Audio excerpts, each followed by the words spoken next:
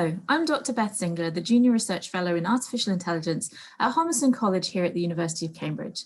I'm also an affiliated postdoc at the Faculty of Divinity, and today I want to talk about my research into the contemporary significance of AI for religion. I have some slides, I'd like to share those with you. Just a second there. Here we go. So broadly, I have 4 areas of interest that I will describe in this talk with examples. Firstly, what role will religions play in the so-called era of the 4th Industrial Revolution?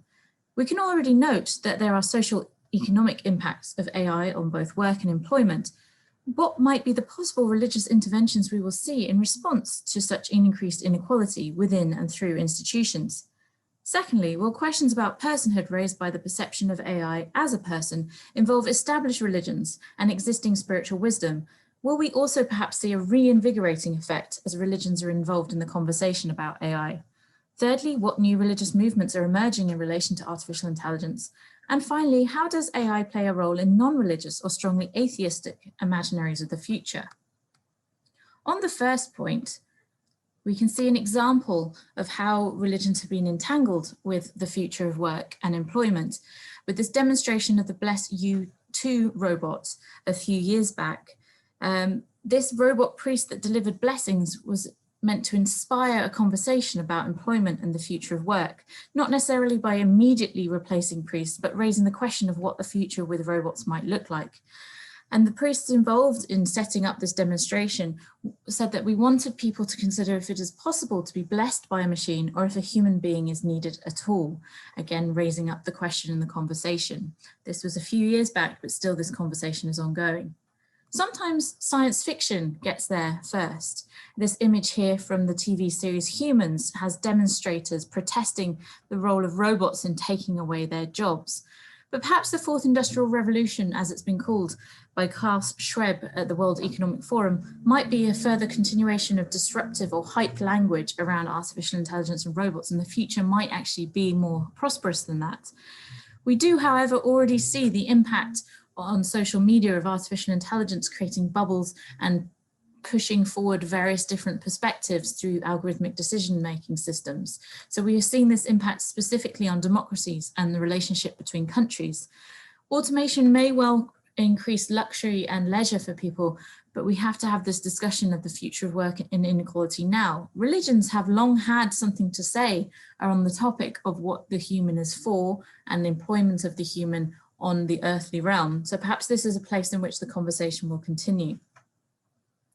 Secondly, as I said, AI and our expectations of it can raise questions of personhood much, much earlier than the technology is actually capable of anything that we might call consciousness or might be worthy of being granted rights in that way.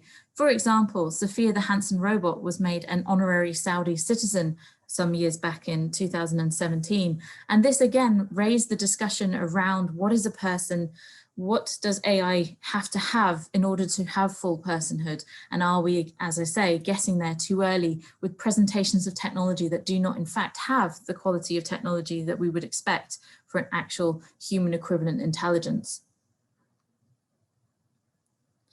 Religions are obviously responding to this. Personhood and consciousness have been a part of their conversations for millennia, with questions being raised long before we had anything that we even termed artificial intelligence. So for example, I've been paying attention to discussion on forums about Sophia herself from Muslims who are concerned about this level of citizenship and persona that she's been given, and that whether this form of attempted creation might be supplanting God's role in creation and that she might be potentially haram in some way. In Judaism, there's been some interesting conversations about the nature of the golem as an early precursor for the robot, and an article in 2017 as well about can a robot join the faith raised the question of personhood in relation to how Judaism views the nature of artificial beings, and related stories back to the role of the golem in the minyan, whether as a fully capable being it could make up that quorum of 10 required for the thrice daily communal prayers in Judaism, and that there are stories and legal opinions around this from centuries ago. 17th century rabbi of Amsterdam, in fact, wrote on the question of whether a golem, an animated clay man, can be counted in this number. So in some senses, we're seeing older questions in new guises. In Christianity as well, the conversation picks up on this concept of creation and co-creation and the nature of being created in the image of God. Could a robot or an AI be created in the image of God? First, in 2004, raised this idea of our creation of AI as a continuation of the creation of God, whereas others have drawn on the work of Martin Buber to suggest there is a distinction between the relationship we have with other humans and with God and the relationship we should have with objects like robots and artificial intelligence. But even so, with all these conversations happening, some of the imagery still permeates through the wider, more secular conversation about AI. And I've been doing work around the imagery of creation in secular documents about artificial intelligence, as in these images here, the AI creation meme. Another example from Japan was the android Canon, which is a Buddhist deity of mercy, thought to be in this instance incarnated in a robotic form. This was unveiled to the news media on the February the 23rd at Kadaji Temple in Kyoto, Japan, and began preaching in public in March of that year. They stated that they saw this as a new incarnation of the existing deity, that the material form of Kwanon didn't actually matter, that actually the robot was just as worthy of devotion as any others.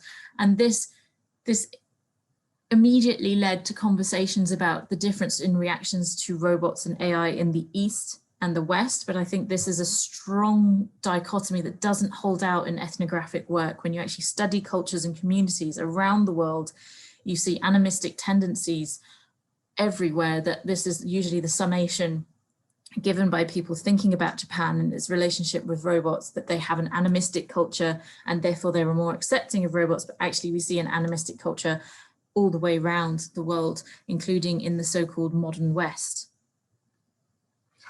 Thirdly, AI itself is inspiring new religious movements, so new forms of religious belief around the idea that technology is in some way progressing towards a more godlike state, or that we, through technology, can become more than human. We can do away with some of the more harmful aspects of human life. This is a transhumanist idea, and some of the groups I've been paying attention to are the Order of Cosmic Engineers, the Turing Church, the Way of the Future, which just this month actually dissolved, but some of its ideas continue, and some groups that actually partake of existing traditions like Mormonism and Christianity, but mix and merge them with transhumanist ideas, claiming that actually transhumanist ideas are actually quite fundamental to Christianity and Mormonism as they are understood in doctrine. The Turing Church in particular, I've been paying attention to because of their opinion of religion as a useful tool for encouraging people into transhumanist ideas. So as Julio Prisco says in his 2018 text, Tales of the Turing Church, we need, he says, a new positive solar action-orientated spiritual movements based on science to keep us enthusiastic, motivated, and energetic as we take the first steps towards the cosmic frontier. They also talk about an interesting conception of God moving from a universe that's deistic. God, if he ever existed here, has moved on, but that theism can come from that empty space. He says, I'm persuaded that we will go to the stars and find gods, alien beings, build gods, artificial intelligence, become gods in transhumanist thought, and resurrect the dead from the past with advanced space-time engineering and time magic.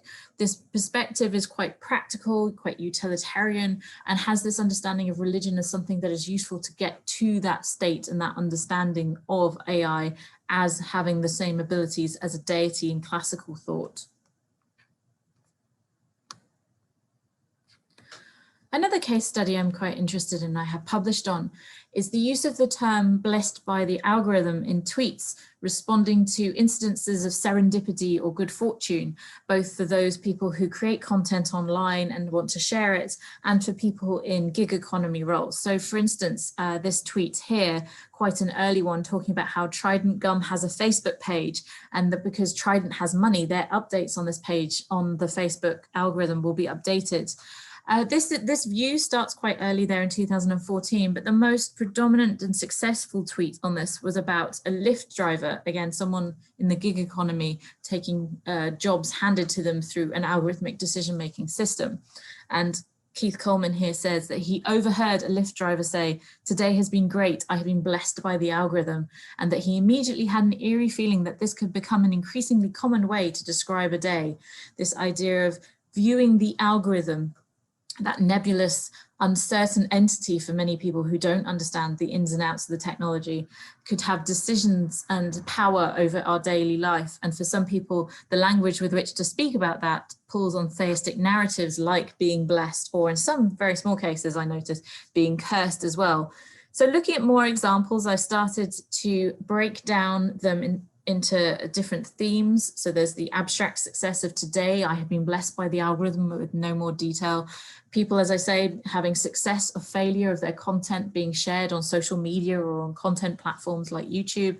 And then more explicit religious or pseudo-religious language and parody examples here, people saying that they now will go pray to the algorithm, or all hail, they say, to the algorithm. Daily we pray to its serene, all-knowing majesty and put our faith in its wise determinations. I broke down these types of tweets into these different categories. Others here include specific religious elements, negative tweets, I have not been blessed by the algorithm, and some tweets with science fiction references as well.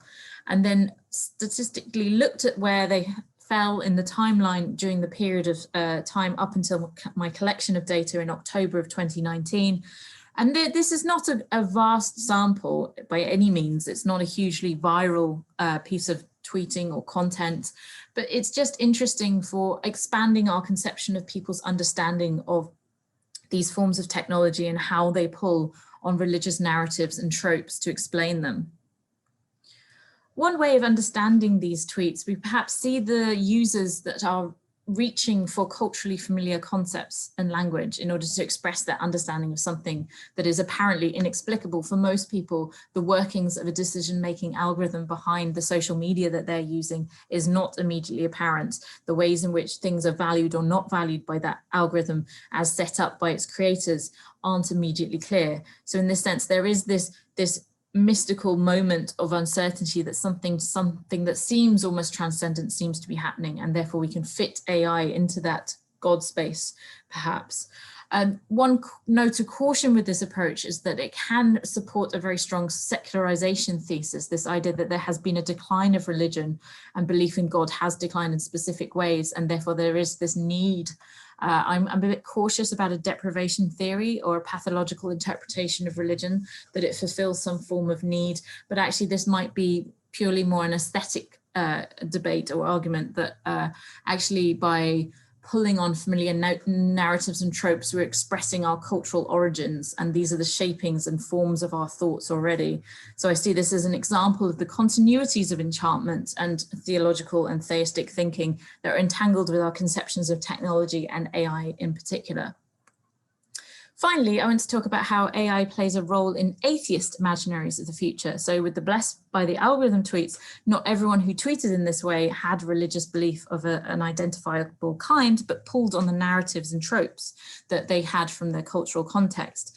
In some cases, though, artificial intelligence is drawn into a narrative of the end of religion. And one particular instance here I want to talk about is Dan Brown's book, Origin, which was reported with its publication in the press as a story of God being replaced by AI, with Dan Brown himself being represented as someone who thinks that this may well happen. As he said, religion as we know it will be a thing of the past when artificial intelligence creates a new form of collective consciousness, a summary of the story that doesn't actually do justice to the complexities.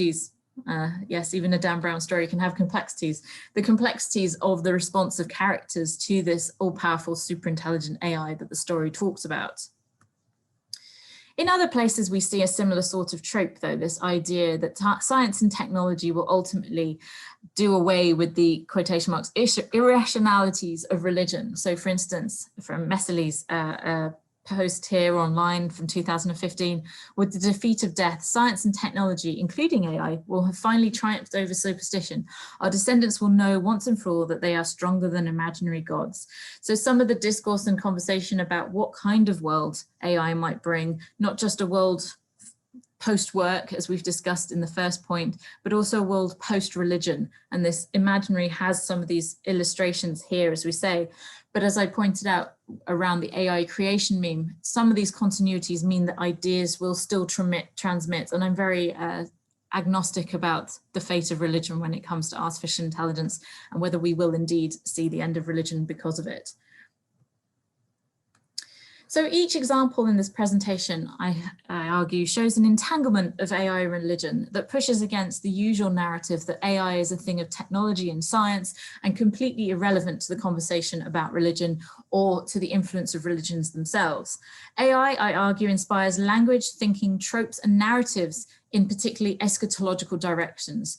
AI inspires us to think both in science fiction and in public discourse about what the future will be like, and that is an eschatological framing, and that's what another thing that religion has provided over the centuries and millennia. Also, even secular and militantly atheist AI thinkers can still reach for familiar language from their cultural context, the continuities I was talking about in terms of imagery with the AI creation meme, the blessed by the algorithm tweets, but also in the narrative about an atheist future, as we saw in Dan Brown's Origin. The novelty of AI and representations of it are definitely something we can critique, and we need to pay attention to these entanglements to see that actually AI is both a product of society and entangled with society, and society, of course, includes religion. So thank you very much for listening to my talk today. If you want to get in touch with me, I'm available in various different media, including on Twitter. I have my own webpage, bvlsingler.com, and I'm always happy to receive questions and answer them for you. Thank you very much.